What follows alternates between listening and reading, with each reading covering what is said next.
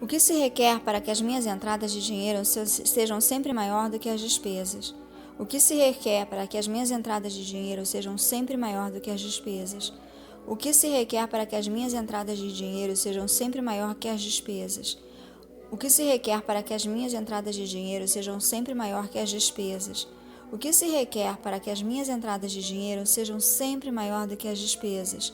O que se requer para que as minhas entradas de dinheiro sejam sempre maior que as despesas?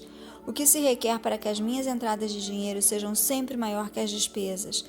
O que se requer para que as minhas entradas de dinheiro sejam sempre maior que as despesas? O que se requer para que as minhas entradas de dinheiro sejam sempre maior que as despesas? O que se requer para que as minhas entradas de dinheiro sejam sempre maior que as despesas? O que se requer para que as minhas entradas de dinheiro sejam sempre maior que as despesas? O que se requer para que as minhas entradas de dinheiro sejam sempre maior que as despesas?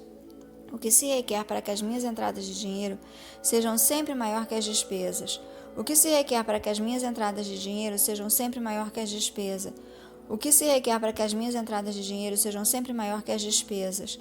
O que se requer para que as minhas entradas de dinheiro sejam sempre maior que as despesas? O que se requer para que as minhas entradas de dinheiro sejam sempre maior que as despesas?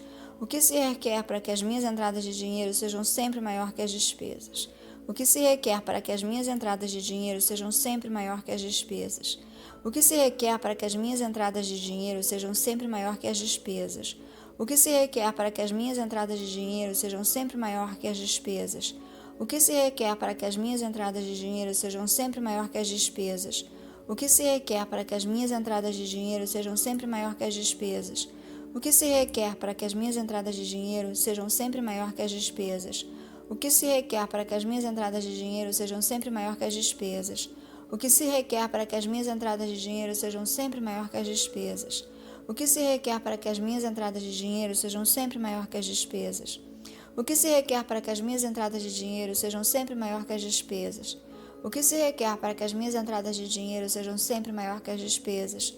O que se requer para que as minhas entradas de dinheiro sejam sempre maior que as despesas?